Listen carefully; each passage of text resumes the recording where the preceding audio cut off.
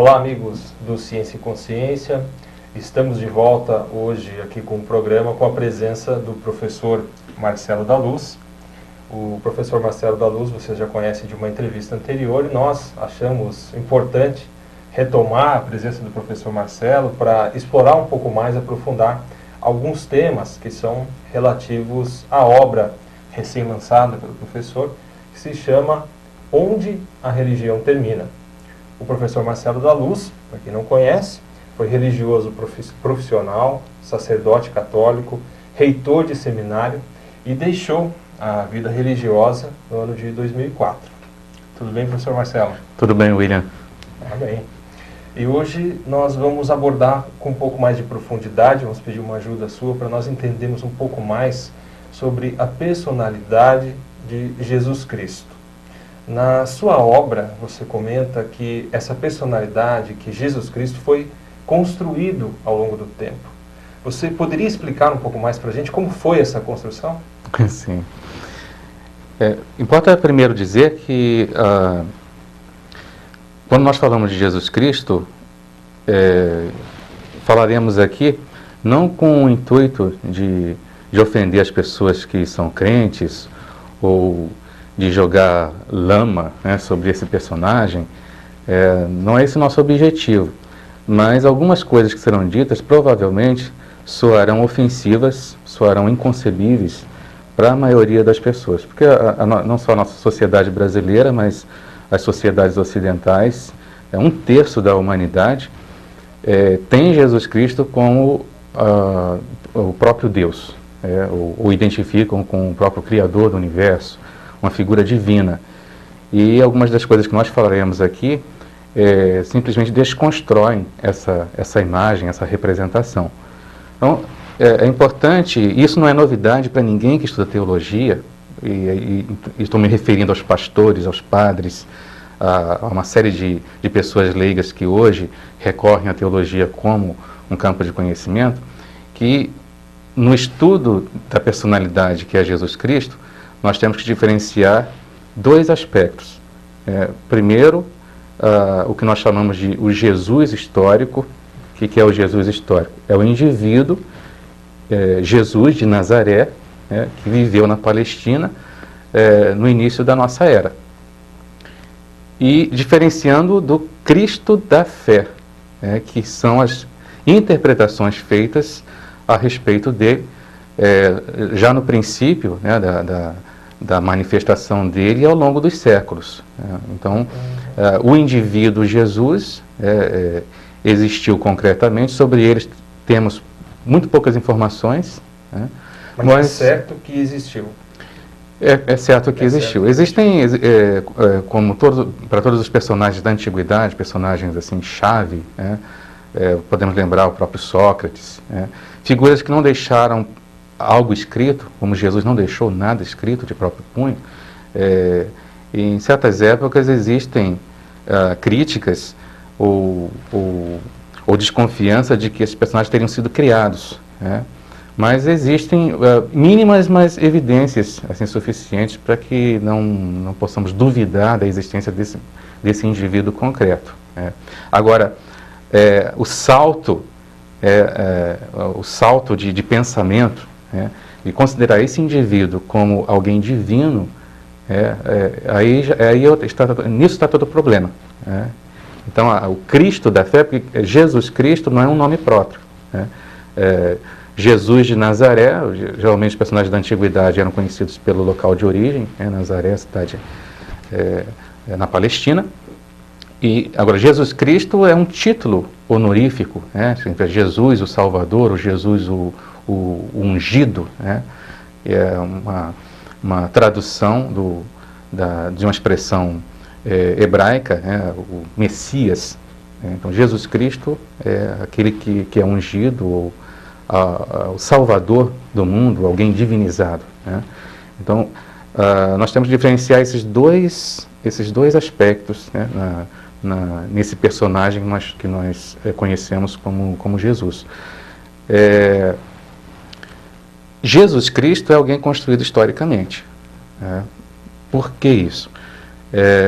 Se nós observarmos os evangelhos que nós chamamos de canônicos, são os 4 evangelhos oficiais, você encontra na Bíblia cristã, seja na versão católica como na versão protestante, embora tenham existido dezenas de outros evangelhos que não entraram nessa lista oficial. Se você observa a história de Jesus contada nesses evangelhos, você vai perceber que existe uma evolução, um crescendo nessa questão da idealização dessa figura, né? Da consideração de que ele era um homem excepcional, um homem carismático, alguém que exercia uma influência grande sobre as pessoas, a paulatina, gradual, consideração de que ele era divino. Então, hoje existe um consenso entre estudiosos de que o Evangelho segundo Marcos foi o primeiro evangelho a ser escrito algumas dezenas de anos depois da morte de Jesus. Então, até esse ponto, você tem histórias de pescadores. Você sabe histórias de pescadores, como os pescadores contam histórias, né? Todos os seguidores de Jesus eram pescadores. Então, ao longo de 30, 40 anos, né, você teve uma tradição oral. Ali só pelo ano 70, e isso aí é uma questão de debate entre os pesquisadores, você vai ter o primeiro evangelho, que é o Evangelho de Marcos. Ali você tem sempre a consideração de Jesus como o Filho do Homem. Agora, mas bem nesse ponto, existiu então um período em que a gente poderia dizer assim, que Jesus se tornou uma espécie de lenda que passava de boca em boca entre as pessoas, e um período onde essa personalidade começou a ser construída planejadamente por outras pessoas? Isso aconteceu ou não? Sim, aconteceu. Antes dos evangelhos canônicos, por exemplo, antes do Evangelho de Marcos, nós já tínhamos alguns escritos que hoje estão no Novo Testamento. São as chamadas epístolas, cartas, a maioria delas atribuídas a Paulo. Nem todas foram escritas por Paulo, né? Uma série delas são apenas atribuídas a ele. Eram cartas esporádicas enviadas a certas comunidades que ele dirigia. O núcleo da mensagem de Paulo é a ressurreição de Jesus, morte e ressurreição de Jesus, como elemento fundamental para a redenção do mundo e dos seres humanos. Mas em nenhum momento Paulo considera Jesus como Deus. Ele considera Jesus como alguém muito próximo do Deus hebraico, mas jamais como Deus. Mas existe todo um enaltecimento dessa figura como um mediador único e sem o qual nós não teríamos a salvação. Mas em nenhum momento ele é apresentado como Deus. No Evangelho de Marcos, que é o primeiro, ele é considerado Filho de Deus. Mas sobre você nem imagina o volume de literatura que já foi escrito sobre isso. O que significa esse Filho de Deus? Os evangelhos seguintes, Mateus e Lucas, são praticamente cópias de Marcos. A maior parte do material que está neles vem de Marcos. E existe uma certa porção que vem de outras fontes. Mas eles também não chegam a afirmar a divindade de Jesus. Essa afirmação da divindade vai acontecer com o Evangelho de João, que é o evangelho mais tardio, data aí do ano 100. Alguns estudiosos chegam a projetar a data de redação desse evangelho para o ano 110. Ali, esses evangelhos todos aconteceram, foram escritos num período de mais ou menos um século, é isso? Exato. E em concomitância, outros evangelhos foram escritos, também muitos outros também mais tardios. Durante a maior parte da história esse material ficou perdido, mas hoje nós temos condições de comparar uma série de escritos que não entraram nessa lista. Mas só para resumir isso que nós estamos, esse crescendo na idealização, no Evangelho de Marcos, que é o primeiro, Jesus ele é apresentado como ungido, como Filho de Deus, ele é apresentado como alguém especial a partir do batismo. A missão dele como enviado especial começa no batismo. No Rio Jordão, João Batista, os personagens são conhecidos. Em Mateus e Lucas, essa eleição divina começa no seio materno. Então já há uma regressão. No Evangelho de João, ele aparece como alguém já divinizado, desde o início do universo. Então, quanto mais o tempo passa, mais existe essa idealização da figura. Tá? Ele vai se tornando menos homem, menos humano, se tornando mais divino. Mais divino. Mas essa interpretação que aparece no Evangelho de João, ela não era a única. Né?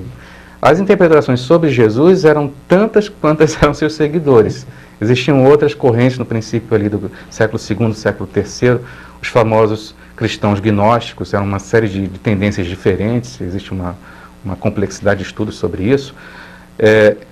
Essas interpretações divergentes, tá, elas não capacitam, não capacitavam os cristãos a terem uma visão unívoca sobre Jesus. Então, o que hoje qualquer cristão que você encontra aí na rua, a maioria da sociedade brasileira professa o cristianismo, as pessoas têm uma ideia ingênua, de que essa revelação de que Jesus é a segunda pessoa da Santíssima Trindade, que Ele é Deus, que Ele trouxe uma mensagem de salvação, que Ele morreu pela humanidade.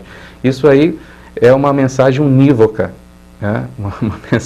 uma mensagem clara, direta, confiada a um grupo, que era o grupo dos apóstolos, que fundaram a igreja, e que hoje todos os clérigos são representantes dessa primeira família, de mensageiros. As pessoas têm essa ideia ingênua dessa linha de continuidade. Jamais, isso é uma coisa que vai incomodar. Incomoda, mas não são ignorantes disso, os que estudam teologia, jamais houve uniformidade de pensamento no cristianismo. Desde o pequeno grupo que andou em torno de Jesus, atravessando os séculos, principalmente os primeiros séculos, não houve essa uniformidade que as igrejas cristãs alegam haver. Agora, como foi essa seleção, vamos dizer, se existiam várias interpretações, porque esses evangelhos são os evangelhos que chegaram até a atualidade, vamos dizer, são os evangelhos oficiais, Como é que vocês selecionam eles? Já no século II, começou a haver, nessa briga de correntes, ou nessa divergência de correntes, começou a haver um movimento que mais tarde se tornaria vitorioso. É o que nós chamamos de cristianismo oficial. O bispo Irineu de Lyon, no século II, ele já era o defensor de uma suposta verdade única, de um evangelho único, que seria o evangelho quádruplo, a mensagem de Jesus colocada nesses 4 evangelhos oficiais.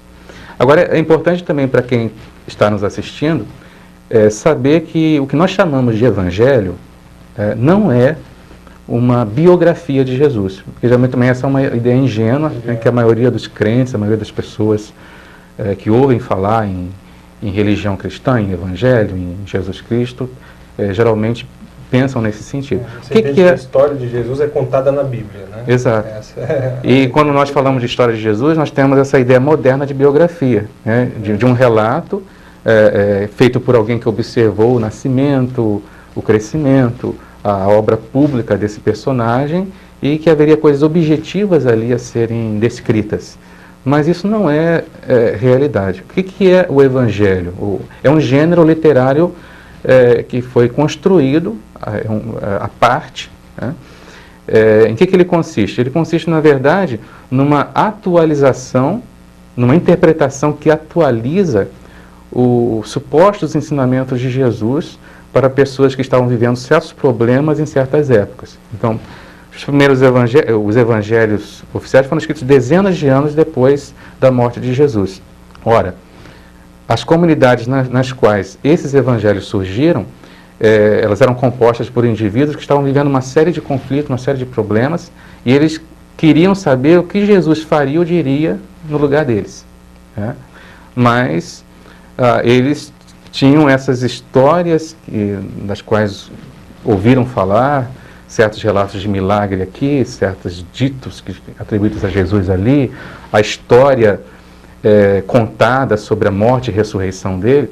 Então, em um certo momento, uma pessoa, algumas pessoas, um grupo de pessoas, juntou esses relatos e deu a esses relatos uma certa ordem, tentando comunicar uma mensagem. Uma mensagem que era resposta aos problemas daquelas pessoas que estavam vivendo lá século depois. E que daí você entendia que hoje, por exemplo, uma missa, a pessoa que assiste uma missa, ela entende como se a própria personalidade de Jesus Cristo houvesse falado aquelas ideias, ele mesmo tivesse contado aquilo e, de certa forma, a pessoa passa a dar até uma confiança, então, àquelas palavras, porque ela imagina ter vindo de Jesus Cristo, essa personalidade que tem um significado especial, divino, vamos dizer assim. Exato. Só um exemplo para o pessoal entender, né, do que a gente está falando. Todo mundo já ouviu falar daquela famosa história, que geralmente se conta na Semana Santa, de Pedro, que chora depois que o galo canta. Né? Ele negaria Jesus 3 vezes antes que o galo cantasse 2 vezes. Então, todo mundo já ouviu, mesmo quem não é cristão, quem nunca foi cristão, já ouviu falar dessa história. Ora, as pessoas, quando essa história é lida ou contada durante a Semana Santa, elas imaginam aquela cena acontecendo. Né? Mas veja, isso não ocorreu historicamente. Por que essa história foi contada?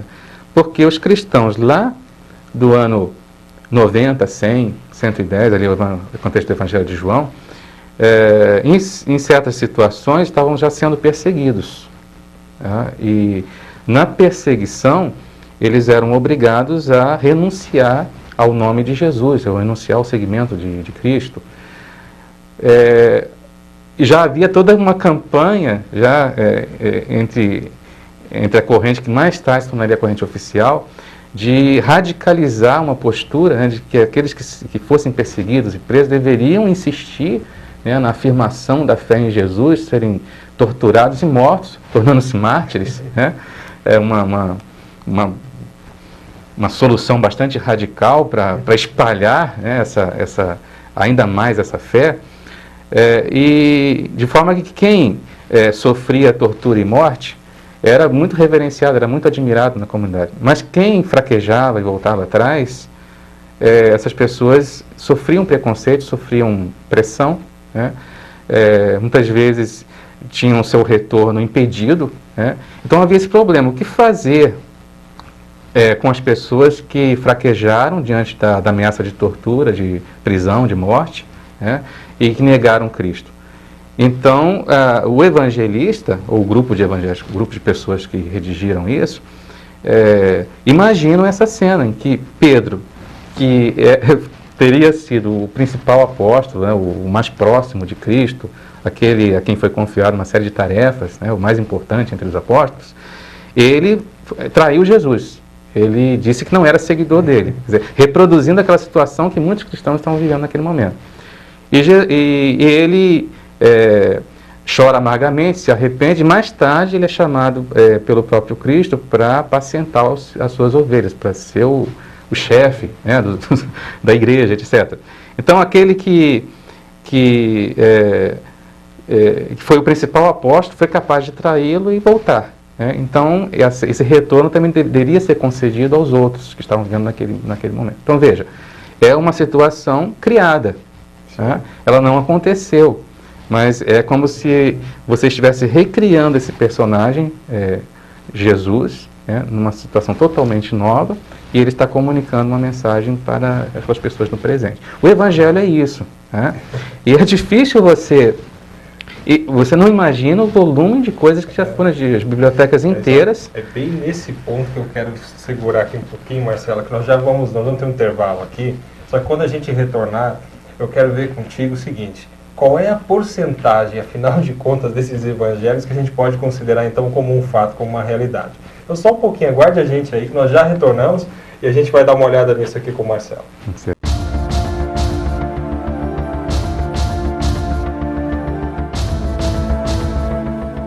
Informe. O SEAEC e o professor Valdo Vieira convidam os intermissivistas para o site das tertúlias com conteúdo gratuito sobre parapsiquismo. Acesse tertulia.org.br, tertulia.org.br.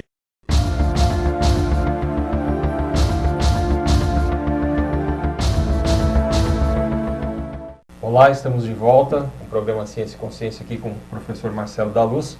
E no bloco anterior, Marcelo, a gente deixou aqui, né, quicando em frente ao gol essa pergunta para você. afinal de contas, do que a gente tem hoje, dos evangelhos, do que está hoje na Bíblia, qual é a porcentagem, o que tem de fato, de realidade lá mesmo, que as pessoas podem considerar com confiança? Eu vinha dizendo para você não imagina o volume de literatura que já foi escrita sobre esse tema, tentando justamente diferenciar o Jesus histórico do Cristo da fé. Embora esse seja um problema que começou a ser abordado há pouco mais de 200 anos dentro da história da teologia, né? Olha, existe um grupo que foi fundado nos Estados Unidos, um grupo de estudos, chamado The Jesus Seminar, ou Simpósio de Jesus. É um grupo formado por uma série de pesquisadores de ponta, alguns deles muito conhecidos. Claro, não são todos os pesquisadores, é um grupo, né, que tem uma afinidade de pesquisa. E eles se propõem justamente a tentar vasculhar, né, e separar aquilo que teria sido originalmente proferido por Jesus, daquilo que foi acrescentado, daquilo que é a interpretação póstuma, daquilo que é invencionice teológica, né? Vamos ser bem claros. Segundo as pesquisas desse simpósio, cerca de 18% do que está nos evangelhos canônicos viria do Jesus histórico. Teria uma relação direta com Jesus histórico. Essa pergunta que eu fiz aqui, vamos dizer, inventei a questão na hora, na verdade, ela está sendo respondida. Existe um grupo que está pesquisando e ele quer saber exatamente a porcentagem daquilo que é fato e daquilo que foi uma invencionice. Exato. Mas não é só esse grupo, existe uma miríade de pesquisadores concentrados nesse tema. Agora, esse grupo assumiu uma postura bastante crítica e bastante aberta. Esse seminário, a cada 2 anos, ele é aberto ao público, as pessoas podem assistir às apresentações, podem participar, podem opinar. E esse grupo chegou a essa conclusão. E esses estudos estão em curso, 18%. Cerca de 18%. O que existe hoje nos evangelhos pode ser considerado como um fato que realmente aconteceu? Seria essa a interpretação correta ou não? Em alguns momentos você pode falar de fatos que estão à base de certos relatos. Por exemplo, é certo que Jesus realizou algumas curas, né? Mas não exatamente do modo como estão descritas ali. Se você olhar para o Evangelho de João, os relatos eles são simbólicos, né? Você percebe toda uma estrutura montada em torno de 7 sinais ou 7 milagres, e cada um deles tem um objetivo, uma mensagem por trás. E existe um paralelismo depois com certas afirmações sobre a divindade de Jesus. Então, é uma coisa muito bem montada para comunicar aquilo que seria o objeto da fé, né? Mas existe um fundo. Jesus teria, por exemplo, curado algum cego? Sim, muito provavelmente. Agora, toda a carga que vem no relato, né, os detalhes, a narrativa em si, e na maioria das vezes essas narrativas são inventadas, com o propósito de atualizar aquela mensagem para os presentes. Então, mas muitos outros pesquisadores estudam o mesmo objeto, porém com opiniões divergentes. Nem todos os pesquisadores concordam com o simpósio de Jesus. Então, existe uma briga muito grande em relação a isso. Mas qual é a importância disso para nós? É que não existe um consenso sobre quem é esse... Veja, Jesus Cristo é considerado, por 1/3 da humanidade, Deus. O modelo absoluto de perfeição para todo o ser humano. Isso significa, se você não adequar seus projetos de vida com os planos de Cristo, você não alcançará a salvação eterna. E esses planos que a gente tem, 18% apenas mais próximo de fatos. Exato. Ou de coisas que ele teria dito. E muitas dessas coisas não estão encadeadas, são pensamentos esparsos, né? Não existe um consenso entre os próprios pesquisadores sobre quem foi esse personagem e o que ele teria realmente feito ou dito. Isso é fato, né? Não há ninguém que estude teologia que possa negar isso. Se você procura os cristãos simplórios, as pessoas que não têm estudo, as pessoas que simplesmente são fiéis em suas igrejas, elas também terão suas próprias interpretações sobre esse personagem, tá? Que vão, na maioria das vezes, divergir daquilo que é a doutrina oficial de suas próprias igrejas. Então, se você olhar... Existe um aspecto além, vamos ver se a gente entende bem aqui. Primeiro, aquilo que vem dos evangelhos, em torno de 18%, imagina-se que possa ter uma relação mais direta com os fatos. O restante tem bastante invenção e construção de ideias que possa formar uma doutrina, um conjunto de dogmas, algo nesse sentido. Sim. Além disso, ainda existe a situação da interpretação subjetiva, ou seja, quando eu tenho contato com essas histórias todas, eu ainda formo a minha ideia de quem vem a ser essa personalidade. Exato. É nesse sentido. Um detalhe importante. Em 2006, foi publicado nos Estados Unidos o Atlas das Religiões. E, baseado em pesquisa bastante acurada, nós temos a informação de 2006, naquele ano de 2006, havia pelo menos no planeta Terra 33.800 seitas cristãs diferentes. Isso significa 33.800 interpretações diferentes de quem é essa personalidade, Cristo, que supostamente é a referência para toda a vida no universo. Alguma coisa está errada, William. Alguma coisa está errada. Se você parar para pensar, bastariam 2 ou 3 interpretações para você já problematizar, para ter problema. Agora, 33.800 em 2006, provavelmente teremos mais, nós estamos em 2010. Alguma coisa está errada. Agora, se você, como eu falei, aborda um cristão comum, ele vai ter sua representação, a sua fantasia sobre essa personalidade. Eu posso referir a mim mesmo. Eu baseei minha vida em Jesus Cristo a maior parte do tempo. Eu saí há 6 anos da vida religiosa, da vida sacerdotal. Eu busquei Jesus Cristo intensamente. Eu busquei Jesus Cristo como o sentido da minha vida e busquei fundo, né?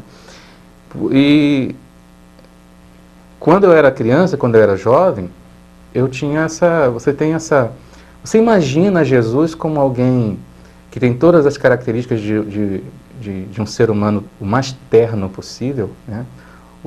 Inclusive alguns teólogos assim, mais modernos falam assim, ele é Deus porque não há ninguém humano quanto ele. Quer dizer, alguém que tem todas as características do ser humano otimal, né? Ou ser humano ótimo. E aí você já percebe o quanto que esse imaginário sobre Cristo está muito baseado naquilo que são os nossos desejos de realização ou as nossas expectativas. Agora, Marcelo, no seu caso, quantos anos você estava com um profissional religioso, vamos dizer, da religião?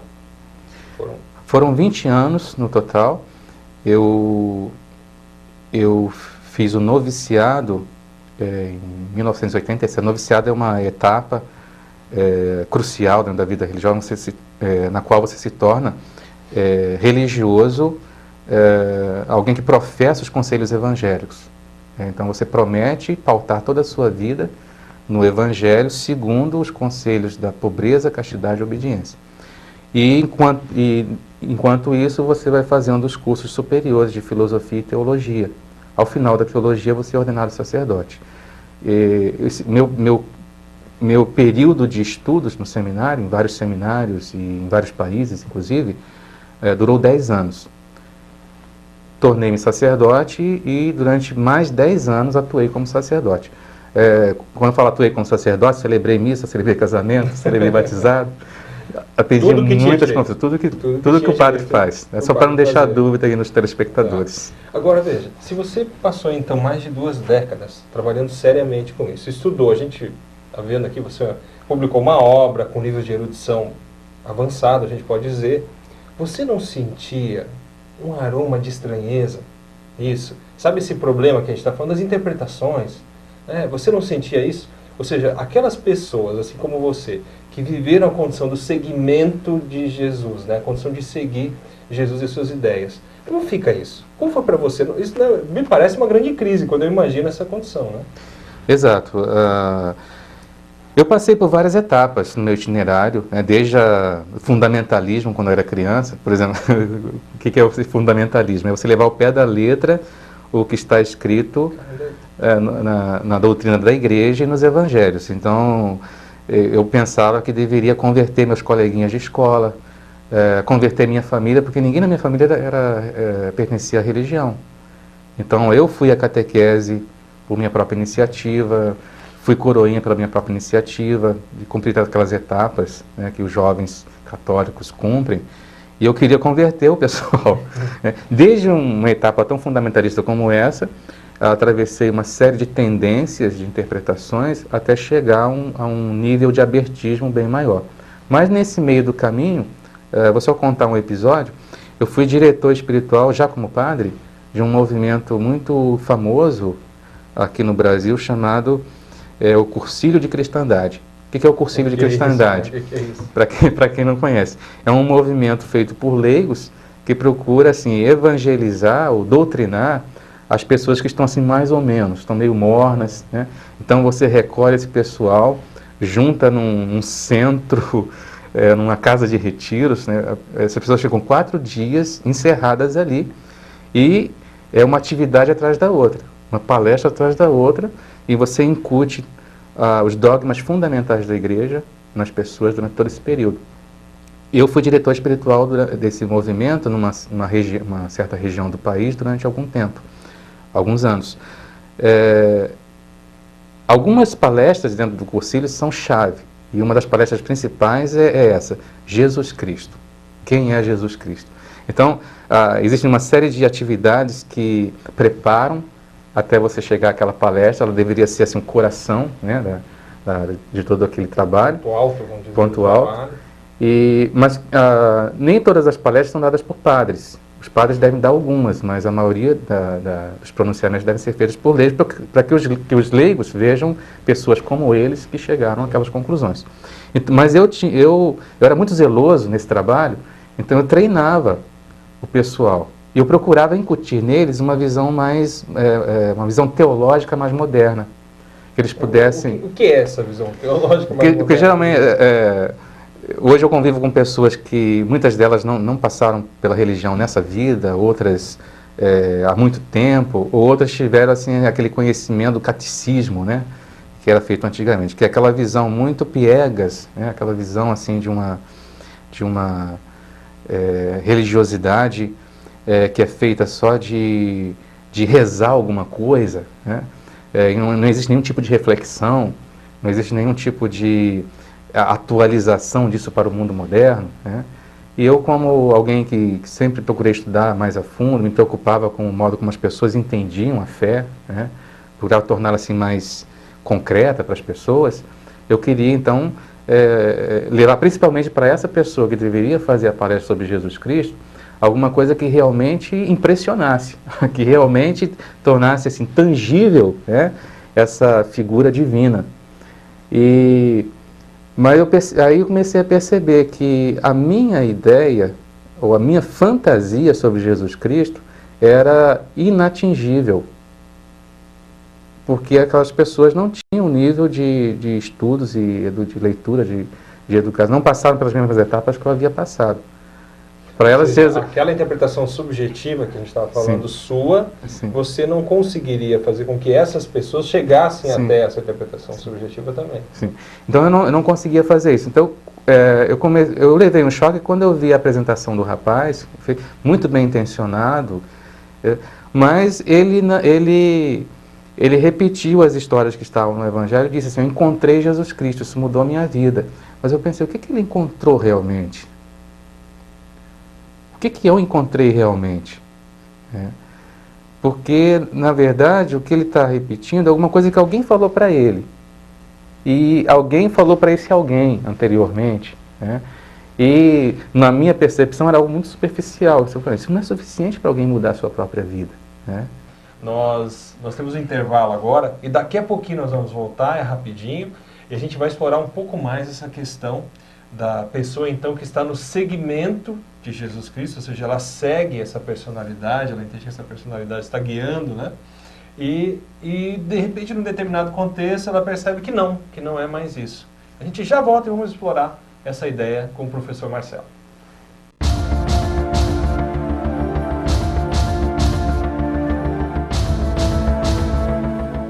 Informe. O SEAEC e o professor Valdo Vieira convidam os intermissivistas para o site das tertúlias com conteúdo gratuito sobre parapsiquismo. Acesse tertulia.org.br, tertulia.org.br.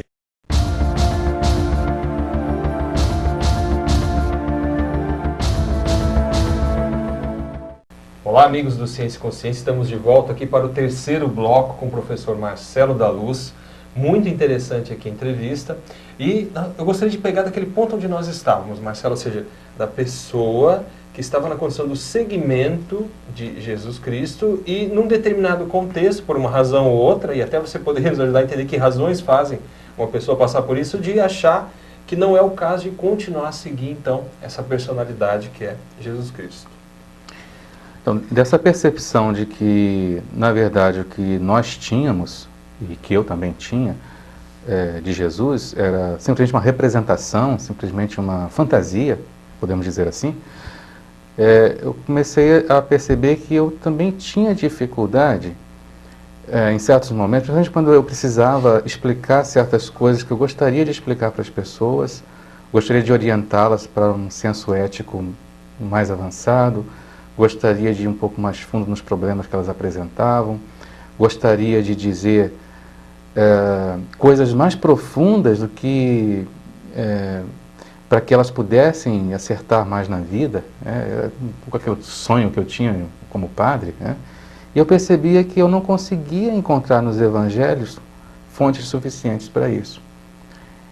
Era uma coisa que eu não podia dizer para ninguém naquele contexto. Eu mesmo me surpreendia comigo, mas em muitas situações, porque para quem não está familiarizado, né, na Igreja Católica, principalmente durante as missas dominicais, você tem maior oportunidade de se comunicar com muita gente, e dentro da missa existe um momento das leituras bíblicas.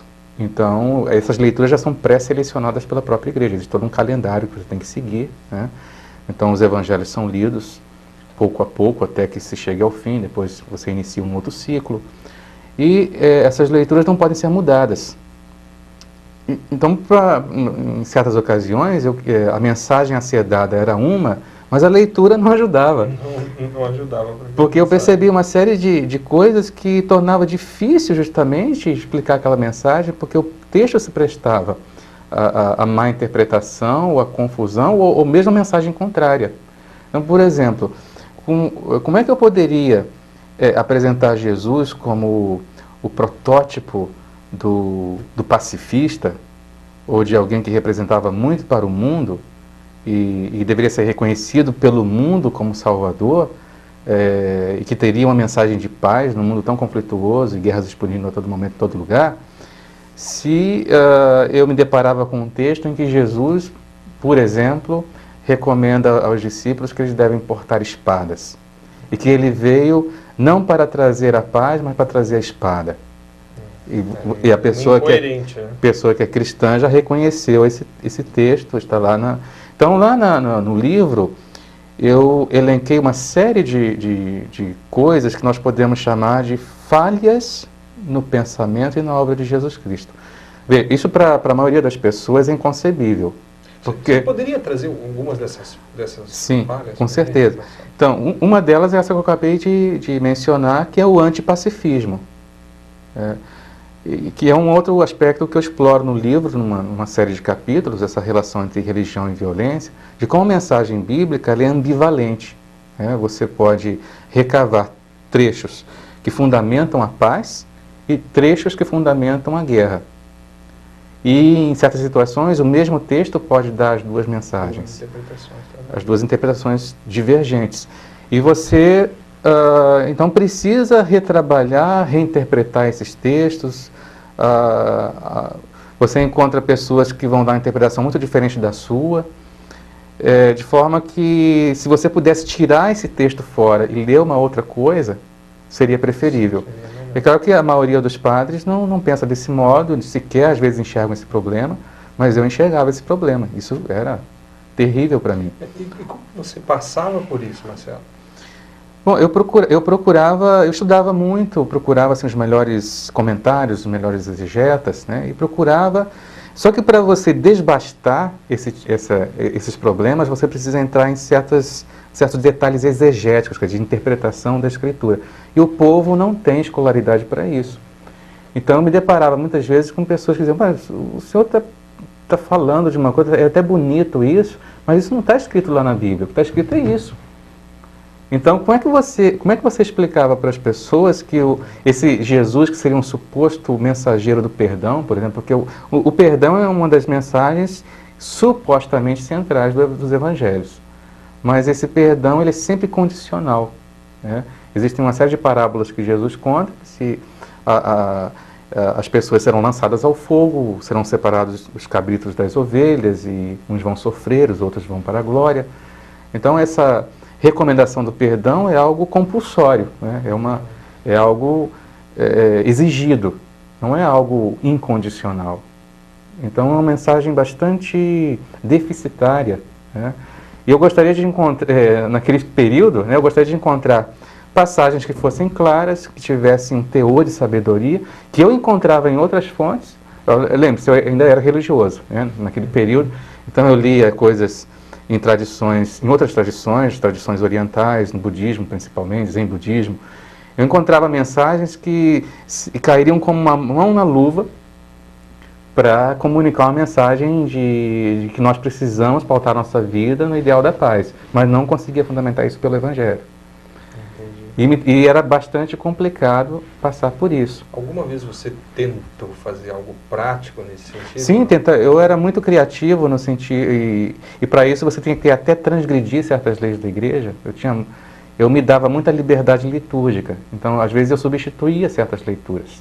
Isso não era permitido, mas eu criava teatro, eu muitas vezes traduzia, porque a versão que você tem para ler é uma versão que soa muito estranha à população, porque é uma versão muito bem construída, na segunda pessoa do plural, e as pessoas não vivem isso no dia a dia. Então eu retraduzia aquilo numa linguagem popular, criava histórias, teatro, trabalhava com jovens, essa coisa toda, mas eu percebia que era um forçar muito a barra.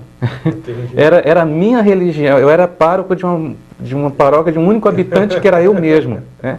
E hoje eu posso dizer que todo teólogo é o pároco de uma paróquia de um habitante só, porque a interpretação dele, que parece muito brilhante, mas que não fará sentido para a maioria das pessoas. Ou se fará para um certo grupo, mas esse certo grupo vai se chocar com tantos outros que têm interpretações muito diferentes daquela. De forma que, onde está a objetividade dessa mensagem, né?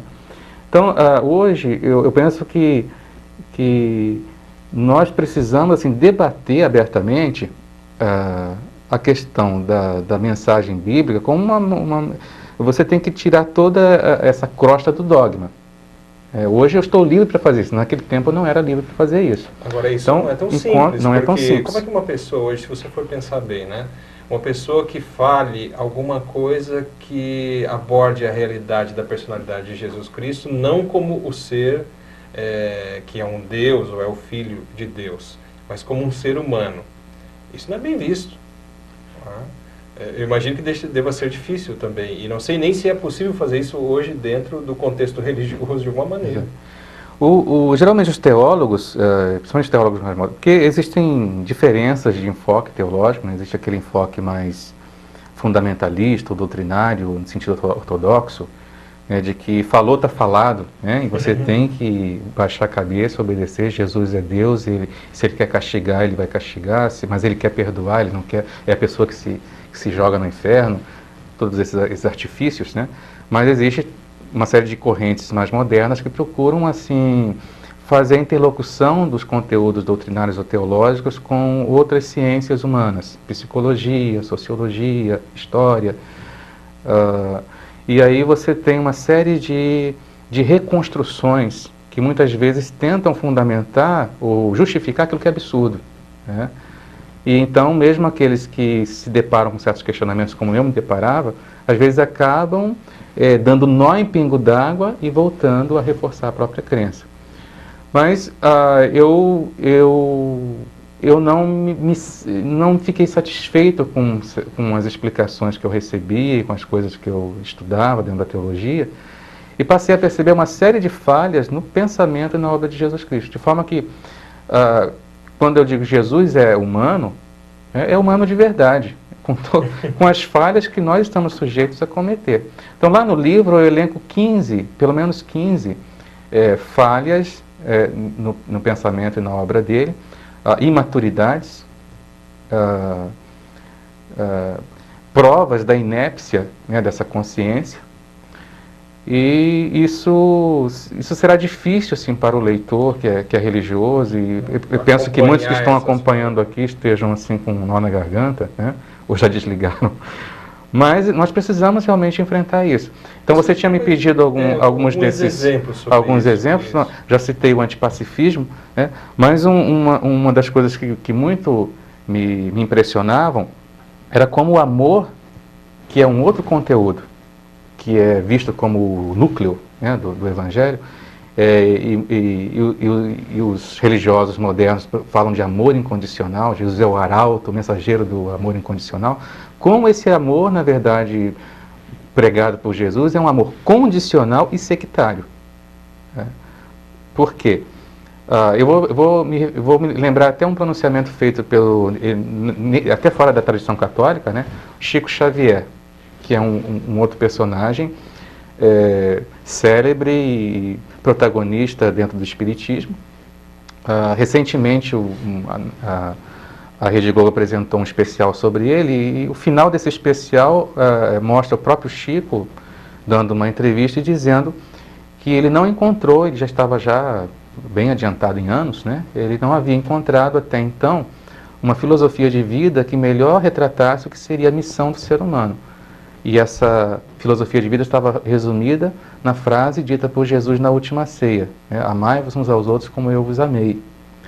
As pessoas, quando ouvem isso, dizem, tudo bem, nós podemos encontrar uma série de probleminhas nos evangelhos, muita coisa não está clara, mas uma coisa é certa, o amor, né, nessa versão, amai-vos uns aos outros como eu vos amei, é a mensagem principal para toda a humanidade, e isso faz com que nós continuemos a considerar Jesus Cristo como a referência, o fundamento, o ideal de perfeição. Agora, se você for lá no Evangelho onde isso está escrito, você vai perceber que no Evangelho de João, na última ceia, esse amai-vos uns aos outros não é um amor universal, é aquele apreço, aquela consideração, aquele amor que os discípulos deveriam ter uns pelos outros. Entre eles. E eles estavam em franca oposição aos judeus, que eles viam como inimigos, satanizavam os judeus. Eu precisaria de um programa inteiro para poder explicar isso, mostrando nos textos, né? Mas existe uma satanização dos judeus, e existe também uma satanização que não é tão aparente, mas hoje, tendo uma série de outros escritos que foram recuperados, por exemplo, o Evangelho de Tomé, nós podemos perceber que o Evangelho de João foi provavelmente uma reação ao Evangelho de Tomé, porque o Evangelho de Tomé apresenta um Jesus Cristo, uma interpretação muito diferente daquilo que aparece no Evangelho de João. No Evangelho de João, Jesus é Deus e não há paralelo com ele, né? Você precisa reconhecer essa diferença, você precisa reconhecê-lo como caminho, a verdade e a vida. A sua existência depende radicalmente dele. No Evangelho de Tomé, Jesus é um mestre que orienta para a verdade, mas uma vez que o discípulo, o aluno, chegou a essa verdade, ele se torna um igual. Ele é um orientador, ele não é um mestre absoluto. E existia essa rivalidade entre essas comunidades, e o Evangelho de João deixa transparecer isso. Tanto é que aquela famosa história, que todo mundo sabe, o Tomé, que é o incrédulo, né? O São Tomé, que precisa ver para crer, é uma história que está no Evangelho de João justamente para desacreditar aquela tradição. Porque não era interessante você ter uma interpretação de Jesus como alguém que era assim muito liberal, que colocava as coisas horizontalmente. No Evangelho de João você tem uma obrigatoriedade de reconhecer Jesus como Deus. É uma mega idealização. Né? Então esse amor tem nada de amor universal ou algo que possa fundamentar a orientação que nós devemos adotar para a nossa vida. No entanto, é um argumento na tentativa de mostrar que pode até existir alguns erros nos evangelhos. No entanto, essa é uma verdade que não poderia se ir contra. Exato. No entanto, é uma verdade com uma interpretação que distancia ela do que seria a realidade mesmo do que aconteceu. E antes que o pessoal comece a me engolir e mandar mensagens negativas aqui no nosso blog, nós não estamos questionando o bem feito pelo Chico Xavier, o bem feito pelos cristãos nas seitas cristãs, a caridade feita, tudo isso tem o seu relativo valor. Tá? Só é ilegítimo você fundamentar, dar como justificativa para essas ações altruístas esse amor pregado no Evangelho, porque é um amor que leva a outra direção. E se você olhar na história, o que a pregação religiosa ocasionou? Muito conflito, muita guerra, muito teoterrorismo. Tá? A história repleta de episódios sangrentos justamente porque isso está lá no Evangelho como semente. Isso é uma coisa muito séria, William. E uma vez que a pessoa percebe isso, eu penso que seja muito desconfortável conviver com isso e querer evitar isso, discutir isso. Mas isso é apenas um dos aspectos. Tá? Eu posso falar que Jesus... aí as pessoas falam, a prova da divindade de Jesus eram os milagres. Mas se nós formos analisar profundamente o fenômeno, nós vamos ver que Jesus incorre, como tantos outros místicos incorreram, no engano parapsíquico. O que é esse engano parapsíquico? Esse engano parapsíquico é a condição de que... É você assumir a condição de que o desenvolvimento do parapsiquismo é algo íncito a qualquer um de nós. É uma capacidade da consciência, uma manifestação da consciência. Uma vez que você é capaz de se comunicar com dimensões extrafísicas ou vivenciar uma série de fenômenos que ultrapassam a materialidade do mundo, a condição corpórea, você faz isso enquanto um ser que é capaz de desenvolver algo que é inerente à nossa condição. E isso não significa que o que as pessoas chamam de poderes paranormais, ou poderes espirituais, ou fenômenos extrasensoriais, que eles sejam uma revelação divina ou sejam milagres, porque eles são coisas que estão dentro da próprio âmbito, da própria capacidade da consciência. Entendi. Então, muito da religião encontra origem na interpretação falsa de fenômenos parapsíquicos. Ou seja, os fenômenos podem ter acontecido realmente, em alguns casos até levado, por exemplo, a algum tipo de cura, que depois se chamou de milagre, talvez uma nova interpretação. E isso é uma coisa, isso seria um fato possível pelo que a gente estuda. Agora, outra coisa é a justificativa que você pode dar em cima desse fato. Exato. Por um exemplo concreto, alguém pode fazer uma projeção de consciência, ou desdobramento na linguagem espírita. E você vai encontrar outras consciências na dimensão extrafísica. Você retorna e se recorda disso. Foi uma projeção lúcida. Prova muito concreta para a pessoa que experimentou. Uma autoprova. Mas a pessoa acaba atribuindo aquilo que ele viu no extrafísico a condição da divindade. Encontrou seres de luz, anjos de luz, mensageiros celestiais. E ele começa então a estabelecer uma relação de subserviência ou de dependência em relação a essas consciências. Aí começa a nascer toda uma relação mística. Então Jesus atribui tudo o que ele faz enquanto fenômeno parapsíquico ao Pai, a figura de Deus. Então um poder sobre-humano. E ele não leva os seus seguidores a desenvolver essas capacidades. Ou se ele faz em alguns momentos, é sempre dizendo que esse poder vem do alto. Então as pessoas elas não têm condição ou a possibilidade de se desenvolver, se autodesenvolverem. Você sempre tem necessidade, e o cristianismo acabou fincando isso muito na consciência do isso, mundo, né? De que tudo que é bom no ser humano tem que ter vindo de outra instância superior. O ser humano não é capaz por si mesmo de eleger valores, de construir esses valores e de chegar a uma plenitude.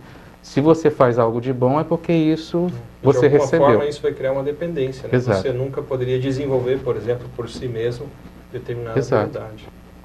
Muito interessante, Marcelo. Nós estamos aqui, novamente, né? Estamos vencendo aqui o tempo desse bloco, que é o terceiro bloco do programa. Eu acho importante a gente retornar aqui com o Marcelo, porque tem uma série de temas muito interessantes para a gente trabalhar. Então, eu quero te agradecer a presença nesse programa de hoje. E também lembrar, né, nós vamos ter o lançamento da sua obra, né, a obra Onde a Religião Termina, é uma pergunta, né, onde a religião termina, e o lançamento vai ser no dia 5 de fevereiro. 5 de fevereiro. Estiver nos assistindo 5 de fevereiro de 2011. 2011. Né, de 2011. Então, tá bom. Muito obrigado, Marcelo. Obrigado aí aos nossos espectadores e até o próximo programa Ciência e Consciência.